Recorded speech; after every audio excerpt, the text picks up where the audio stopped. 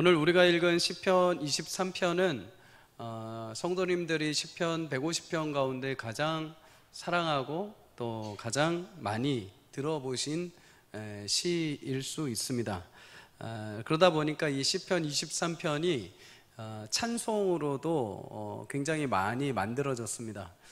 저는 설교 준비하면서 찬송이 한 두세 곡 만들어졌을까 생각을 했는데 이렇게 찾아보니까 최소 7곡, 제가 발견한 것만 해도 최소 20편으로 7곡이 지어졌더라고요. 근데 7곡을 이렇게 하나씩 다 들어보는데 그 아래 이렇게 댓글들이 있었습니다. 댓글들이 있는데 댓글들을 읽다가 제가 한 가지 공통점을 발견을 했습니다. 그게 무엇인가? 내용은 이렇습니다. 몇 가지를 소개해 드리자면, 어렸을 때부터 교회를 다니긴 했지만 먼 길을 돌아 불치병으로 주님의 콜링을 받고서야 하나님의 자녀가 되었습니다. 50이 넘어서야 이 노래가 나의 고백이 되었습니다. 오랜 기간 기다려주신 주님께 감사드립니다. 타지에서 혼자 수술을 앞두고 두려움 가운데 있는데 이 시편의 찬양을 들으며 위로를 얻습니다. 감사합니다. 출근 시간 많은 인파에 휩쓸리지 않으려 애쓰던 중 갑자기 라디오에서 흘러나오는 여호와는 나의 목자시니라는 찬양에 눈물을 흘립니다. 이 아침에 치열하게 사나웠던 나의 마음이 잠잠해집니다. 가정이 깨지고 남편과 자녀들마저 마음을 힘들게 하는 상황에서 이 노래 찬양의 가사가 소망이 되어줍니다. 다시 힘을 내겠습니다. 감사합니다. 대부분 이 댓글, 이 시편 23편의 찬양을 듣고 댓글을 다시는 분들이 대부분 이런 부류의 댓글들이 굉장히 많았습니다. 평소에도 시편 23편이 우리에게 큰 은혜요 위로가 되지만 가장 많이 성도들이 마음에 와닿고 이 말씀이 실제가 되는 순간이 언제인가? 바로 내 인생이 절박한 순간에 처했을 때, 내 인생의 벼랑 끝에 몰려 더 이상 찾을 길이 안 보일 때, 광야 같은 인생에서 어느 누구도 위로자가 되어주지 못하고 힘겹게 씨름을 하고 있는 그 순간에 이 말씀이 내게 확 다가오고 실제가 되는 것이죠. 이전에 이미 알고 있었는데도 불구하고 이 현실에 딱 처하자마자 이 말씀이 살아 운동력이 있어 나를 살리는 놀라운 은혜를 경험하게 됩니다. 여러분, 사람들은 모두 최선을 다해서 자신의 삶을 살아갑니다. 최선을 다해 일하고 최선을 다해 내 건강을 지켜보고 가정과 자녀들을 지킵니다. 근데 그렇게 열심히 해도 한계에 다다를 때가 있죠.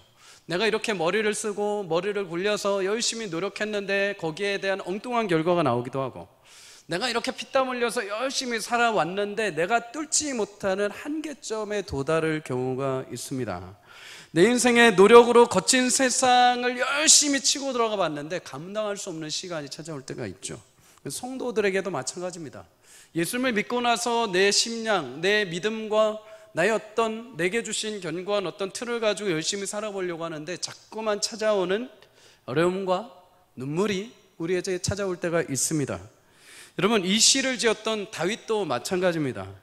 사무엘을 통해서 왕이 될 거라고 기름 부음을 받았지만 그 순간부터 감당할 수 없는 거친 세상의 힘겨움에 다윗은 마주하기 시작을 하죠. 매일 쫓기는 신세가 되고 왕위에 올라서도 심지어 자신의 사랑하는 아들 압살롬이란 아들에 의해서 반역이 일어나게 됩니다. 심지어 밧세바 여인을 범하는 죄악을 통해서 하나님과 관계가 끊어질 뻔한 위험도 처하게 되죠. 잠시이지만 왕위에 올라서 압살롬에 의해 자신의 왕위까지 찬탈당하는 비참함을 경험하게 됩니다. 그때마다 다윗이 할 수 있는 일은 사실 많지 않았습니다. 흔히 다윗을 향해서 그래서 눈물만 흘린 왕이라고 말합니다. 그가 여러 가지 우여곡절을 경험하면서 그가 할 수 있었던 것은 어떤 권위의 능력을 나타내는 게 아니라 그가 할 수 있었던 건 그냥 현실에 대해서 눈물을 흘리고 피해다니는 것밖에 없었다는 거죠. 그런데 그 가운데서 다윗이 유일하게 한 가지 한게 있습니다. 그게 무엇이냐? 이 모든 일이 나를 비참하게 만들지라도 내 인생의 목자는 여호와 하나님이시다. 그분이 나의 목자이시라면 나는 더 이상 바랄 것이 없다. 여러분, 다윗이 여호와 하나님을 목자라고 고백을 한 이유는 그냥 비유 중에 가장 좋아 보여서 한 것이 아니라 자신도 양을 치는 목자였기 때문입니다. 다윗은 왕위에 오르기까지 그가 한 일이 무엇이냐? 양을 치는 목자의 일을 했습니다. 사무엘상 16장 11절에 보면 하나님의 뜻을 받고 다윗의 아버지 이새의 집을 찾아가서 그의 아들들 가운데 왕을 찾게 되죠.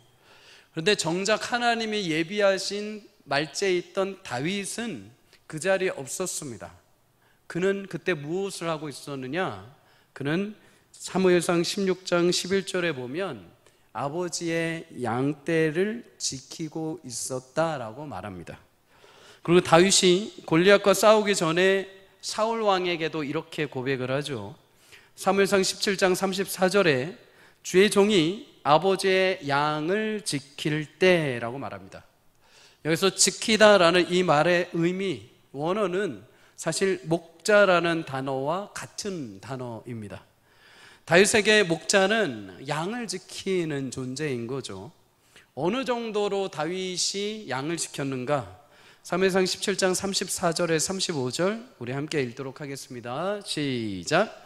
다윗이 사울에게 말하되 아버지의 양을 지킬 때에 사자나 곰이 와서 양떼에서 물어가면 내가 따라가서 그것을 치고 그 입에서 새끼를 건져내었고 그것이 일어나 나를 해하고자 하면 내가 그 수염을 잡고 그것을 쳐 죽였나이다. 아멘.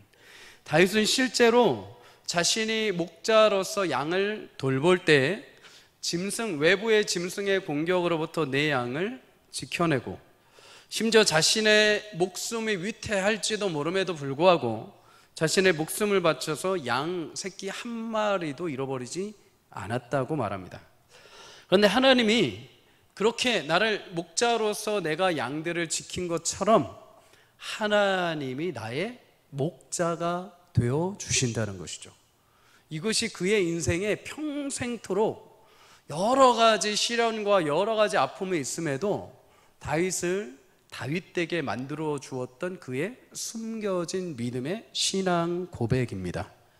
그래서 요한복음에 예수님도 동일하게 우리에게 말씀을 하시죠. 요모 10장 11절에서 12절 우리 한 번 더 읽습니다. 시작. 나는 선한 목자라. 선한 목자는 양들을 위하여 목숨을 버리거니와 삭구는 목자가 아니요 양도 제 양이 아니라 이리가 오는 것을 보면 양을 버리고 달아나나니 이리가 양을 물어가고 또 해치느니라. 아멘. 성도님들, 삭구는 도망치고 자신의 목숨을 먼저 챙기죠. 삭군이라는 것은 나뿐만이 아니라 돈을 받고 양을 치는 자들을 가리킵니다. 일명 아르바이트생이라고 생각을 하시면 됩니다. 그런데 그들은 참 주인이 아니죠. 그러니까 자신의 목숨이 위태할 때는 양들을 버리고 도망갈 수밖에 없는 것입니다. 아르바이트생에게 주인 생각을 집어넣어 준다는 것은 불가능합니다. 그런데 하나님이 그 양떼의 참 목자가 되어 주셔서 양인 우리의 인생을 보살펴 주신다고 합니다. 심지어 자신의 아들 독생자 예수를 내어주시면서까지 어리석은 양과 같은 우리 인생을 돌보시고 인도해 가시는 줄 믿습니다. 들에 있는 들짐승들이 있습니다. 이 들짐승들은 목자가 없죠. 내 마음대로 합니다. 내 본능대로, 내가 먹고 싶은 대로, 내가 가고 싶은 대로 합니다. 내가 먹을 것을 찾아서 이리저리 방황하고 떠돌아다닙니다. 그러다 먹을 것을 구하면 먹기도 하고 때로 먹을 것을 구하지 못하면 말라가기도 합니다. 때로는 자신보다 약한 동물을 보면 잡아먹기도 하지만 자기보다 강한 동물과 마주하면 오히려 잡아먹혀 죽기도 하죠. 하지만 하나님은 성도들을 들짐승처럼 놔두지 않으십니다. 목자가 되어주셔서 하나님의 보호하심 가운데 안전한 생명의 꼴로 인도해 가십니다. 참 목자 되신 하나님의 인도하심 가운데 여러분, 내 인생이 그 생명의 손안에 있음을 믿고 매일같이 주의 손안에서 참 평안과 인도하심의 은혜를 누리며 살아갈 수 있기를 주의 이름으로 축복합니다. 오늘 시편 23편은 참 목자이신 하나님이 그의 양인 성도에게 무엇을 베풀어 주시는지, 어떤 은혜를 주시는지 여러 가지가 나와 있습니다.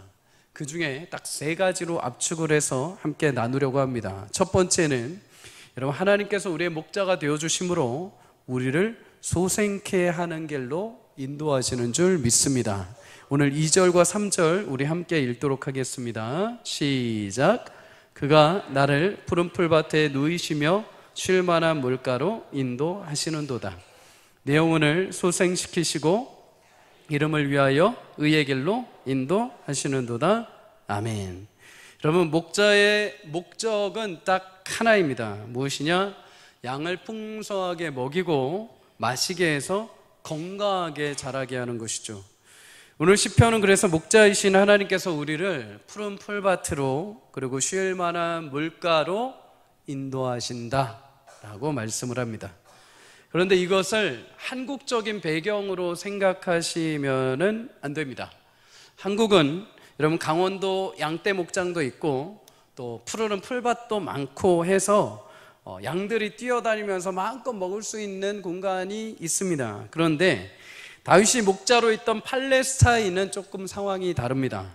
그곳은 풀이 있어봐야, 길어봐야 이른 비와 늦은 비가 내릴 때 정도입니다. 이른 비가 내리는 4월, 5월 정도, 늦은 비가 내리는 8월, 9월, 10월 정도만 새싹이 푸르르 자라서 양들이 먹을 수가 있고, 나머지 기간에는 모두 말라버려서 먹을 것을 찾기가 쉽지가 않은 것이죠. 늘 언제나 나머지 시간에는 그냥 풀더미 정도, 마른 풀더미 정도밖에 없는 공간입니다. 그렇다면 목자가 양들을 풍성하게 먹이기 위해서 어떻게 해야 되는가? 양을 먹일 풀이 어디 있는지를 알아야 되는 거죠. 비가 오지 않는다 하더라도, 지금 당장 풀이 막 자라지 않더라도 어디 광야 어디 끝쯤에 가면은 그래도 우리 양들이 먹을 수 있는 풀이 조금은 남아 있을 거야. 정 안 되면 양을 우리에 두고서라도 여기저기 찾아다니면서 밤새도록 찾아서 양들이 먹을 수 있는 풀이 있는 곳으로 인도에 가야 하는 것이죠. 쉴 만한 물가는 어떨까요? 여러분, 요단강 주변, 팔레스타인의 요단강 주변에는 사실 물이 잘 흐르지 않습니다. 거의 메말라 있죠.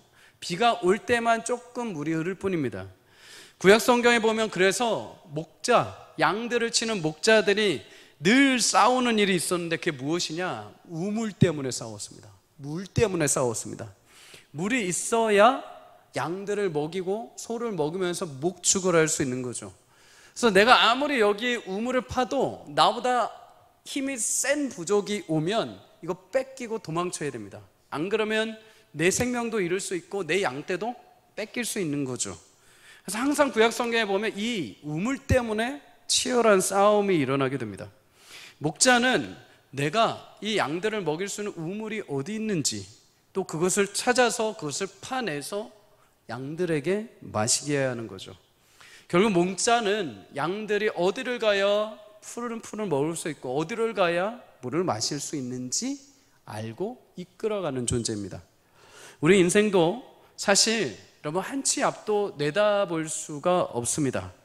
오늘 내가 좋다라고 결정한 이 길이 내일 계속 좋을 수가 없죠. 내가 올해 여기야 라고 내가 믿고 결정을 했는데 지금 6개월 딱 지나 보니까 전혀 아닌 결과가 나올 수도 있습니다.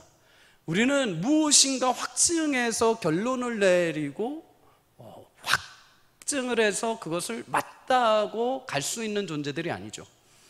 올해도 여러분들이 아마 자신의 자산을 늘리셔서 마지막 노후에 좀 편안하게 살고 싶은 마음 때문에 이곳저곳에 많이 투자들을 하셨을 것입니다.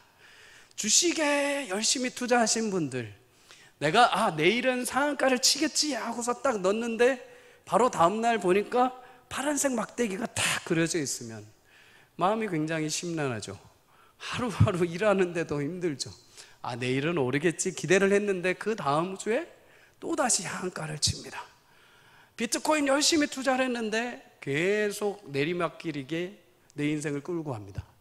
여러분, 우리 인생은 내가 계획한 대로, 예상한 대로 가기가 쉽지가 않습니다. 그런데 목자이신 하나님은 그 가운데서 우리가 어디로 가야 꼴을 먹고 어디를 가야 생명의 물을 마실지 정확하게 아시는 분입니다.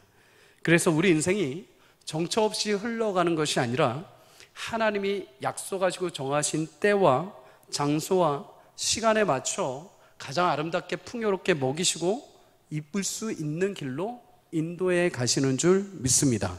여러분, 이럴 때 성도에게 가장 필요한 것이 무엇일까요? 딱 하나입니다. 목자에 대해서 신뢰하는 것입니다. 신뢰. 여러분, 2절에 보면 그 목자가 하나님이 푸른 풀밭에 누이신다라고 말을 합니다. 대체로 양을 비롯해서 초식동물들은 잘 눕지 않습니다. 여러분, 낙타 또는 기린, 말 이런 존재들은 사실 야생에 보면 잘 눕지를 않습니다. 왜 그럴까요? 여러분, 육식동물에 대한 공격의 경계심이 항상 있기 때문입니다. 나는 언제라도 외부의 짐승에 의해서 공격당할 수 있다는 이 두려움과 심리 때문에 말들, 또 외부에 있는 초식동물들은 외부에서 편안하게 자리에 앉아서 누워서 쉬는 동물이 없습니다. 야생 초원에 가셔서 보시면은 그 들 한복판에 누워서 편안하게 앉아 쉬는 것은 치타 아니면은 사자 아니면 호랑이밖에 없습니다. 그 외에는 다 편안하게 누워서 쉬는 거를 못 봅니다. 여러분, 그러면 양들은 언제 누워서 엎어져서 쉴 수 있을까요? 양이 자리에 눕는 것은 양이 배가 부를 때, 갈증이 해결이 되었을 때, 그리고 야생동물의 위협에서 자유로워졌을 때만 양들은 자기 자리에 엎드린다고 합니다. 한마디로 샬롬의 상태가 되었을 때, 평안의 상태가 되었을 때 눕는 것이죠. 여러분, 우리가 눕고 쉴 수 있는 것은 하나님께서 우리 가운데 함께 임하시고 샬롬의 은혜를 주셨을 때 참된 평안을 누리게 될 줄 믿습니다. 그래서 다윗은 시편 4편 8편에 이렇게 고백을 하죠. 우리 함께 읽습니다. 시작. 내가 평안히 눕고 자기도 하리니 나를 안전히 살게 하시는 이는 오직 여호와이시니이다. 아멘. 사랑하는 성도님들, 하나님은 우리보다 우리를 더 잘 아시는 분입니다. 나의 조급함, 나의 두려움, 나의 염려, 내가 지금 마음에 품고 있는 모든 이 근심과 지금 재촉하고 있는 마음들, 내가 머리에 신경 쓰고 있는 것들도 가장 잘 아십니다. 그리고 그것을 넘으셔서 그 일들을 넘어 내가 있어야 할 곳, 가야 할 곳, 먹어야 할 것, 내가 필요한 것들을 가장 시간과 때를 가장 잘 아시는 분입니다. 그리고 내가 알지는 못하지만은 하나님께서 그 인도하심을 따라 그의 성도들을 양으로 삼으셔서 가장 안전하고 가장 쉴 수 있는 샬롬의 시간과 때로 우리를 인도해 가시는 분인 줄 믿습니다. 사랑하는 여러분, 그 하나님을 신뢰할 수 있기를 주의 이름으로 축복합니다. 성도는 그리스도인은 교회에 나온다고 또는 예배한다고 또는 내가 어떤 성경의 지식이 많다고가 아니라 하나님을 신뢰하고 믿고 따라가느냐에 따라 달라집니다. 우리가 금요일날 사도행전을 나눈 것처럼 안디옥 교회가 그리스도인이 되었다고 하는 것은 하나님이 보내신 예수 그리스도의 말씀을 믿고 그 말씀에 순종하며 살아가는 삶의 모습이 보일 때부터 그들을 향해서 세상이 그리스도인이라고 부르기 시작했다고 합니다. 사랑하는 성도님들, 내 안에 찾아오신 예수 그리스도를 신뢰할 수 있기를 주의 이름으로 축복합니다. 예수를 믿는데 여전히 내 안의 생각, 여전히 내 안의 불안, 내 안에 여전히 살아온 인생의 연륜과 나의 경험들이 앞서갈 때가 있습니다. 그럴 때마다 주님, 오늘도 내 주인의 자리에 주인 되신 주님의 말씀 앞에 겸손하게 뒤로 물러나겠습니다. 주님 약속하신 대로 그 일을 이루십시오. 그 주인의 자리를 내어드릴 때 하나님께서 그 영광과 역사로 여러분의 삶을 인도해 가실 줄 믿습니다. 여러분, 참된 샬롬, 참된 안식을 누리는 성도는 그 상태를 하나님이 어떻게 만들어 주시느냐? 진정한 휴식과 참된 재충전을 주십니다. 3절에 이렇게 말씀하죠. 내 영혼을 소생시키시나이다. 소생시키신다. 원어로 슈브라는 단어는 원래 모습으로 되돌아가는 것을 말합니다. 죄로 인하여서 핍절하고 깨어지고 무너지고 하나님과 관계가 무너지고 세상에서 치열하게 살아가면서 내 신앙의 자리를 잃어버리고 내가 과거에 했던 모든 일들 때문에 지금의 현실의 자리에 무너져 있을 때 우리에게 마음에 드는 생각은 딱 하나죠. 다시 옛날로 돌아가서 다시 좀 잘해보고 싶고 이전에 어제까지 실패했던 내 삶을 좀 새롭게 다시 살고 싶어하는 마음들, 내 자녀들이 작년과 다르게 올해 조금 더 멋지게 살아가고 싶어하는 마음들, 그런 것들이 우리 가운데 왜 없겠습니까? 그런데 여러분, 그렇게 영광스러운 원래의 자리로 회복하는 그 능력은 하나님의 손에 달려 있다는 것입니다. 내 힘으로 할 수 있는 것이 아니라, 내 힘으로 내 인생을 리셋시키는 게 아니라 하나님이 나의 목자가 되어주셨을 때 하나님께서 우리를 부르신 존귀한 형상과 모양으로 우리를 회복해 주시는 줄 믿습니다. 여러분, 우리가 예배할 때도 마찬가지죠. 여러분, 예배의 자리에 왜 오실까요? 하나님 앞에 나의 삶을 드리고 나의 인생을 드리고 하나님을 경외할 때 하나님께서 기뻐 영광 받으시도록 우리가 예배의 자리에 오죠. 근데 여러분, 예배의 자리에 들어올 때 하나님께서 그의 영광스러운 제물을 예수님을 통해서 이미 받아주셨습니다. 그런데 또 하나 하나님께서 원하시는 것이 있죠. 무엇이 있을까요? 내 주머니에서 나오는 것들, 내가 한 주 동안 살아왔던 인생의 삶? 아니요, 우리 삶 자체를 하나님이 원하십니다. 여러분, 영혼 자체를 원하시는 것이죠. 예배 나와서 하나님 앞에 예배할 때 하나님, 내 삶의 자체, 내 영혼 자체가 주님 앞에 산제사가 되기를 원합니다. 하나님, 내 삶의 한 주 동안의 삶을 돌아봤을 때는 비참하고 깨어지고 무너지고 성도로서 합당한 일들이 없을지라도 하나님, 내 목자의 시기에 오늘 이 자리에 나와서 하나님 앞에 예배할 때 예수님의 보혈의 은혜로 덮어주시고 내 힘으로는 산제사가 될 수 없을지라도 성령께서 오늘도 내 가운데 함께 하셔서 하나님 기뻐하시는 산 영이 되게 하여 주시옵소서. 여러분, 제사라는 것은 위에서 받을 때 흠양되는 것입니다. 내가 막 난리친다고 해서, 내가 막 한다고 해서 예배가 되는 게 아니라 받으신 분이 결정하시는 것이죠. 내가 와서 막 뭐 한다고 해서 새롭게 되는 게 아니라 내가 나와서 긍휼의 은혜를 입고 예배할 때 하나님께서 위해서 은혜를 부어주실 때 내가 새로워지는 것이죠. 여러분, 예배의 자리는 그런 자리입니다. 나는 자격 없고 나는 양 같아서 우둔해서 내 마음대로 막 다녔고 내 삶을, 내 가정을 새롭게 하고 싶은데 내 능력으로 안 되기에 눈물을 흘리면서 주님 앞에 나왔을 때, 하나님의 은혜를 구했을 때 하나님께서 그 마음의 중심을 보시고 성령의 은혜를 내리셔서 오늘도 우리를 살게 하시고 새롭게 되는 자리, 그것이 예배의 자리인 줄 믿습니다. 그래서 예배는 영광스러운 자리입니다. 예배는 우리를 새롭게 하는 자리인 줄 믿습니다. 여러분, 기도도 마찬가지죠. 여러분, 우리가 왜 새벽, 금요 그렇게 우리가 뜨겁게 기도를 합니까? 여러분, 기도를 통해서 하나님이 내 영혼을 싸매시고 찌르시고 회복하시고 다시 변화시켜 주시는 자리이기 때문에 기도의 자리가 중요한 것이죠. 어떤 사람들이 이렇게 말합니다. 기도해도 소용이 없다. 여러분, 그러면 예수님은 왜 매일같이 그 바쁜 기도의 사역 가운데, 매일같이 그 공생의 바쁜 사역 가운데 매일 밤마다 그렇게 하나님 앞에 부르시셨습니까? 왜 예수님은 매일같이 우리에게 부르짖으라고 말씀을 하셨습니까? 왜 예수님은 우리에게 주기도문을 알려주시면서 너희들 이렇게 끝까지 기도하라고 하셨습니까? 기도의 자리가 곧 우리를 새롭게 하시는 자리이기 때문입니다. 사랑하는 성도님들, 기도가 이루어지지 않아서 그냥 한 1년 하시다 멈춰버린 분이 계십니까? 2년 하다가 3년 하다가, 여러분, 예수님은 평생을 기도하셨습니다. 그리고 하나님은 지금도 보좌 우편에 계신 예수님을 통해서 그 영광스러운 기도를 통해 우리를 주의 생명의 꼴로 인도해 가고 계시는 줄 믿습니다. 사랑하는 성도님들, 여러분의 예배의 자리가 다시 우리를 소생케 되는 자리가 되기를 주의 이름으로 축복합니다. 우리의 기도의 자리가 하나님과의 깊은 만남을 통해서 내가 어쩔 수 없이 내가 무너져 있던 영혼이 다시 살아나는 자리가 되기를 주의 이름으로 축복합니다. 여러분, 어떤 현실에도 하나님이 목자가 되어주셔서 여러분의 삶의 모든 형태와 형실, 그것을 은혜로 구하는 모든 자들, 하나님을 신뢰하며 예배하며 기도하며 주님을 매일같이 따라가는 자들의 삶을 하나님의 샬롬의 은혜로 바꿔주실 줄 믿습니다.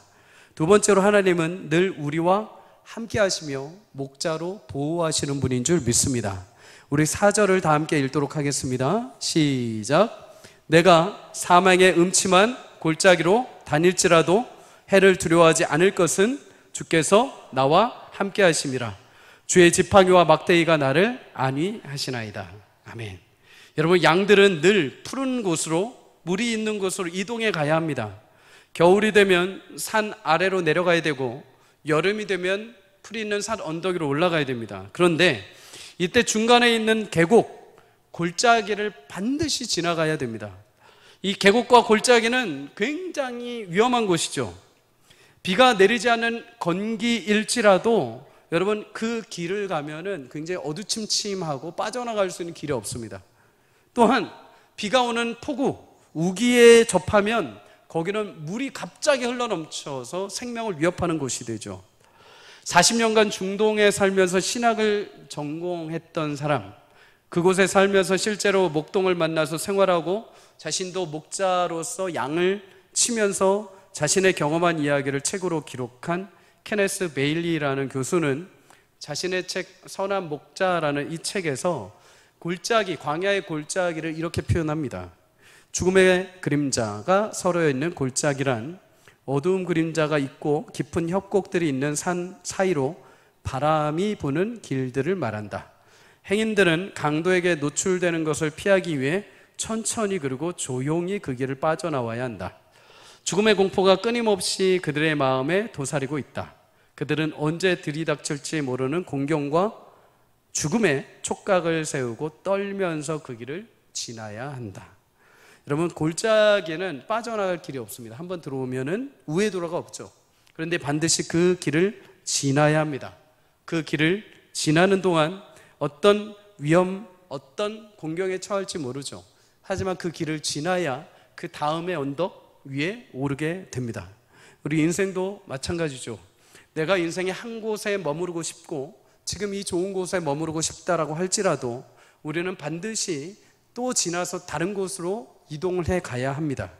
그 가운데 인생 중간에는 하나님이 심어 놓으신 계곡, 골짜기의 시간이 있습니다. 고난의 시간들이 반드시 있죠. 피하고 싶지만 피할 수 없는 인생의 골짜기 같은 시간들이 반드시 있고 그것을 지나가야 합니다. 다윗도 예외는 아니었습니다.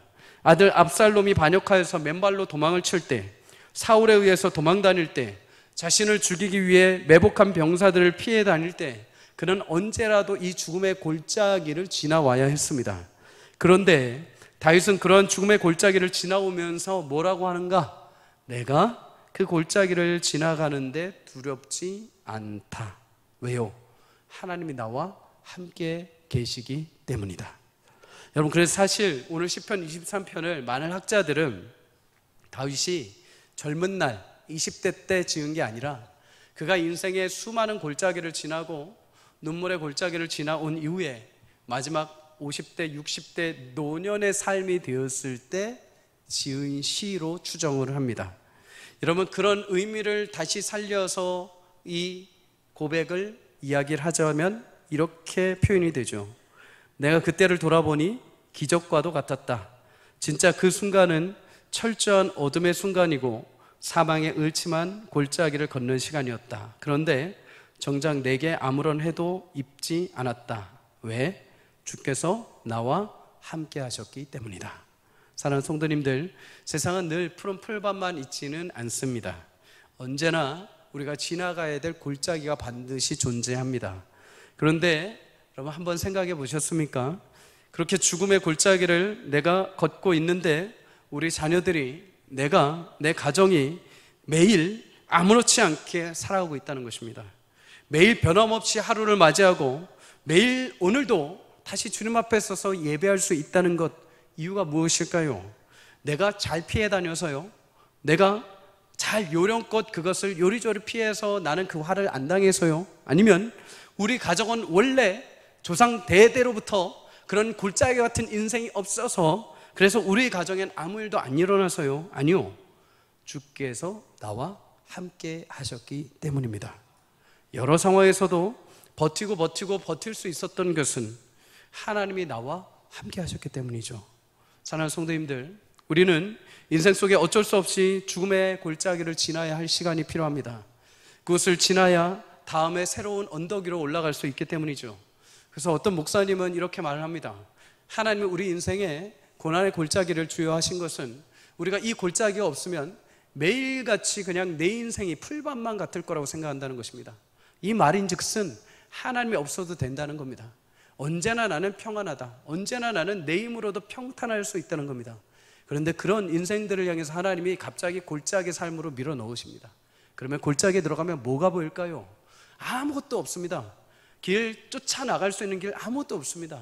내 앞에 가는 목자만 볼 뿐이죠. 목자가 인도하는 대로 갈 수밖에 없는 것입니다. 여러분, 그래서 4절 말미에 하나님이 우리와 함께 하시며 그 골짜기를 지나시는데 어떻게 인도하시느냐? 주의 지팡이와 막대기로 그 골짜기에서 우리를 위로하시고 보호하신다고 하십니다. 음침한 골짜기로 양을 인도하는 목자에게 반드시 필요한 것이 있는데 그것은 지팡이와 막대기죠. 여러분, 지팡이와 막대기는 이중적인 목적이 있습니다. 하나는 외부에서 짐승이 달려들었을 때 그 막대기로 공격해서 양들을 보호하는 것이죠. 반대로 양들이 온전한 길로 가지 않고 엉뚱한 길로 갔을 때, 양들이 자신의 주인의 말을 듣지 않고 자신 마음대로 갔을 때, 무리에서 이탈하여 갔을 때 그 막대기로 양을 끄집어 오는 것입니다. 여러분, 늘 양들 가운데 그런 양들이 있죠. 주인이 하지 말라는 거 꼭 하는 양들이 있습니다. 가지 말라는데 꼭 가는 양들이 있죠. 이럴 때 목자는 포기하지 않고 그 막대기로 그 양을 끌어온다는 것입니다. 그래서 에스겔 20장 37절에 이렇게 말합니다. 내가 너희를 막대기 아래로 지나가게 하며 언약의 줄로 매려니와.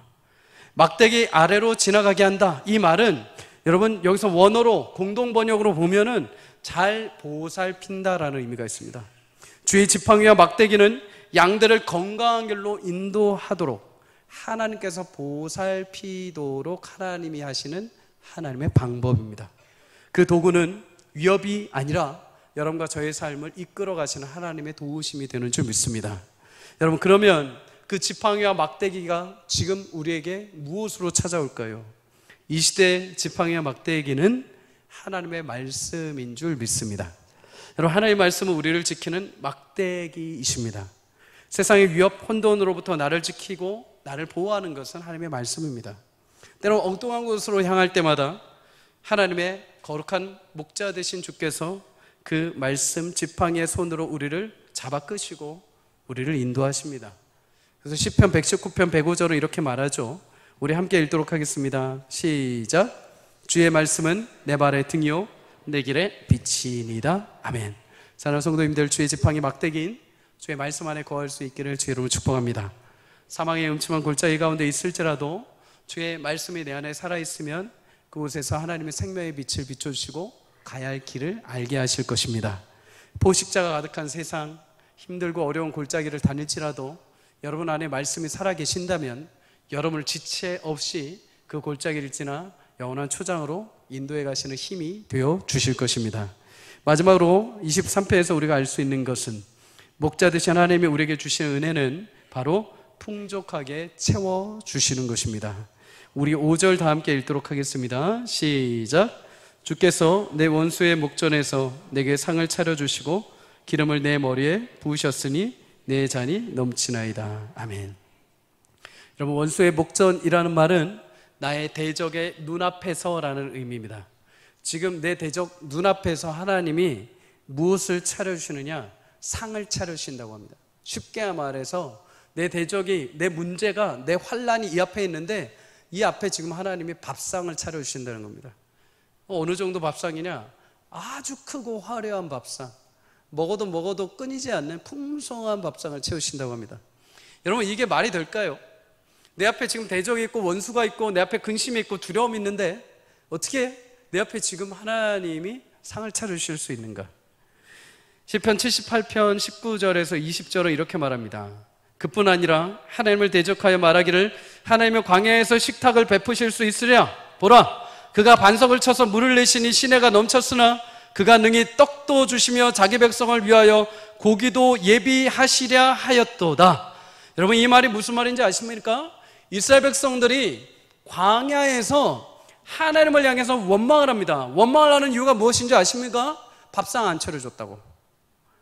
이 대적 가득한 이 광야로 우리를 밀어넣으시고는 고기 안 주신다고, 물 안 주신다고 한탄을 합니다. 하나님이 어찌 우리 가운데 상을 차려주실 수 있겠냐? 어찌 우리 가운데 먹을 것 주고 어찌 반석 터뜨려서 물을 주실 수 있으랴? 라고 따집니다. 이제 성도님들, 하나님 그 광야의 대적 한복판에서 하나님은 이스라엘 백성들에게 풍성한 상을 차려주십니다. 하늘에 만나를 내려주십니다. 반석에서 물을 터뜨려 주십니다. 동풍이 불게 하셔서 여러분 고기를 날려주셔서 고기를 먹습니다. 여러분, 대적들 눈앞에서 하나님은 광야 한복판에서 그들에게 풍성하게 살찌우시는 상을 차려주셨죠. 오늘 다윗도 동일하게 고백을 합니다. 하나님이 내 원수의 목전에서 상을 차려주신다. 어떤 환경일지라도 하나님이 나와 함께 하시면 내 인생은 메마른 인생이 아니라 내 인생은 잔치집과 같은 인생이 된다. 하나님이 차려주시는 그 풍성한 음식을 먹고 마시며 누리는 인생이 될 것이다. 걱정이 내 앞에 있고 두려움이 내 앞에 있고 문제가 내 앞에 있을지라도 지금 하나님이 내 목자 되시며 이곳이 골짜기라 하더라도 이곳에 하나님께서 생명의 상을 차려주실 줄 믿습니다. 여러분, 그래서 공동번역 5절에 이렇게 말합니다. 원수들 보라는 듯이 상을 차려주신다. 하나님이 마치 문제를 비웃듯이 원수들을 비웃듯이 우리와 함께 하시면 문제의 현실의 골짜기라 있을지라도 그곳에 하나님의 역사로 풍성히 우리를 먹이고 채우신다는 겁니다. 아무리 원수들이 강하고 고난이 찾아온다 하더라도 원수들을 비웃듯이 식탁을 차려주시는데, 여러분, 중동의 식탁의 문화는 조금 남다르죠. 우리는 그냥 지나가면서 밥 한번 먹자, 그냥 한번 오십시오 하고 초대하는 정도일지 모릅니다. 그런데 중동에서 접대의 문화는 굉장히 중요합니다. 식탁의 풍성함은 굉장히 중요하죠. 중동 지역에서 한 사람의 명성이 높아지는 것은 그가 가진 인격, 그가 가진 재물도 있지만 그가 찾아온 손님을 어떻게 대접하느냐에 따라서 그의 명성이 올라갑니다.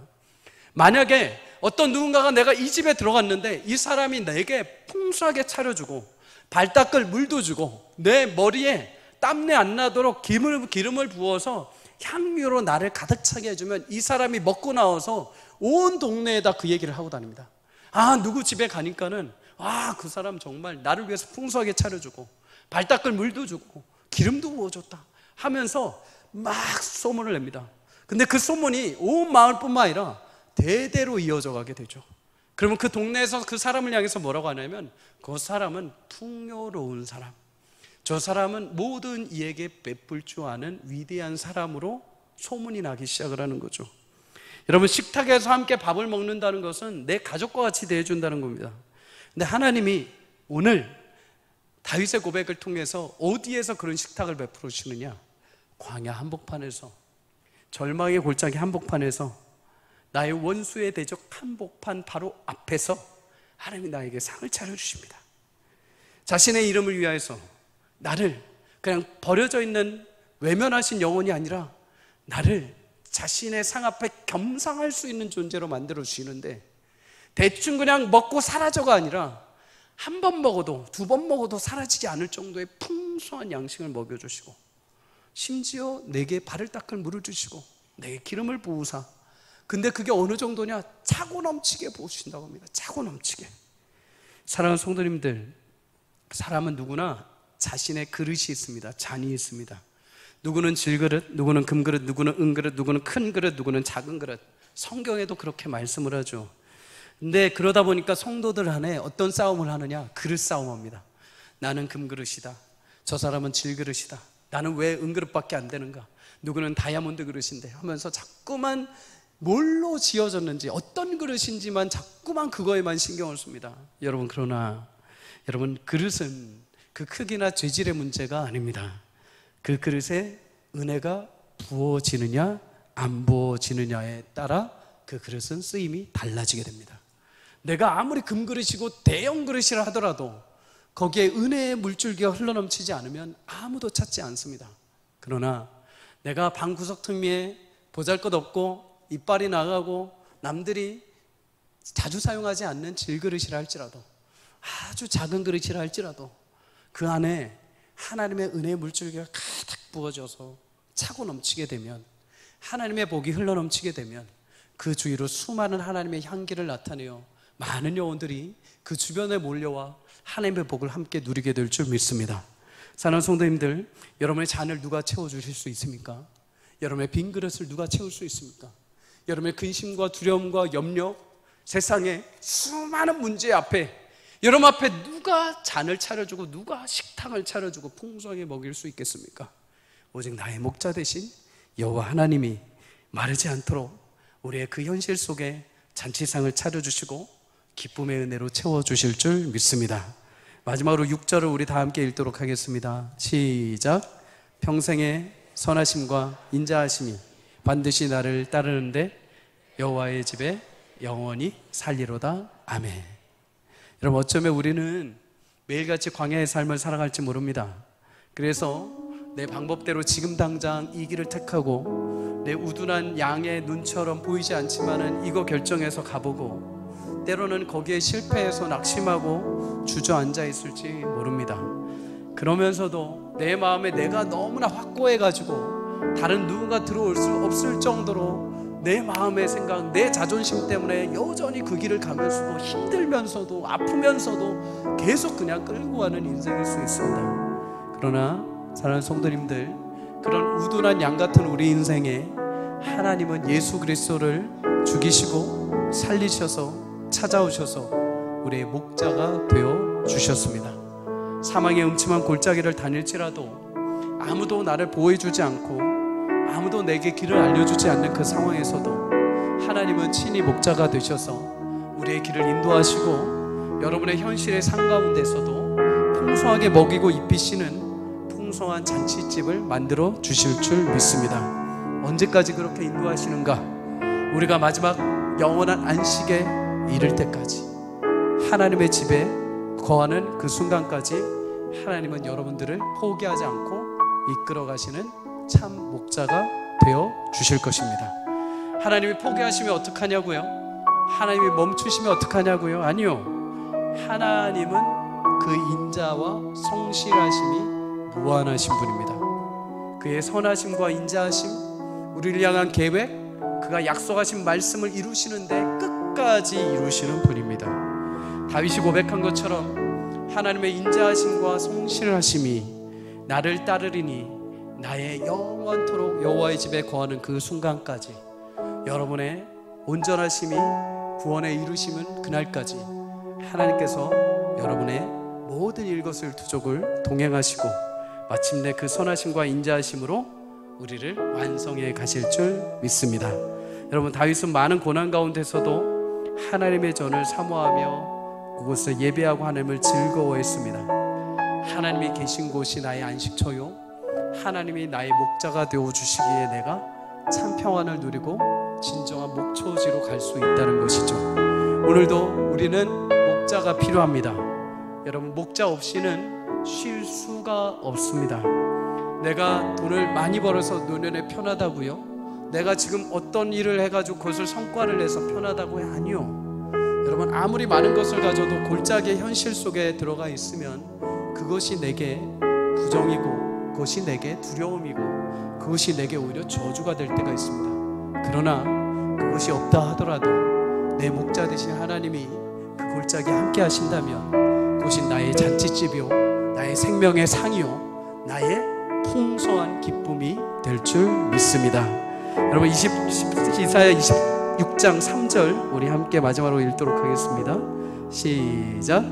주께서 견고한 자를 평강하고 평강하도록 지키시리니 이는 그가 주를 신뢰함이니이다. 아멘. 여러분, 주님을 붙드는 믿음의 심지를 깊이 내릴 수 있기를 주의 이름으로 축복합니다. 끝까지 흔들리지 마시고, 때론 내 마음, 내 생각, 내 뜻대로 내 삶이 움직여지지 않는다 하여 하나님이 안 계시다, 내가 빨리 해야 된다라고 생각하기보다 그 마음조차도 주님 앞에 먼저 나아 보십시오. 주님을 끝까지 신뢰해 보십시오. 그럴 때 하나님께서 약속하신 영광의 평강으로 여러분의 삶을 채우시고 마침내 푸른 목초지로 인도하셔서 하나님의 양떼에게 먹이시는 풍성한 은혜를 알게 하실 것입니다. 한 주 동안에도 나의 목자 되신 주님을 따라 풍성한 생명의 꼴을 먹고 마시며 내 원수의 목전에서 잔으로 또 풍성한 먹을 것으로 채우시는 주님의 풍성한 결실과 은혜를 맛보는 저 여러분의 인생이 되시기를 주의 이름으로 간절히 축복합니다.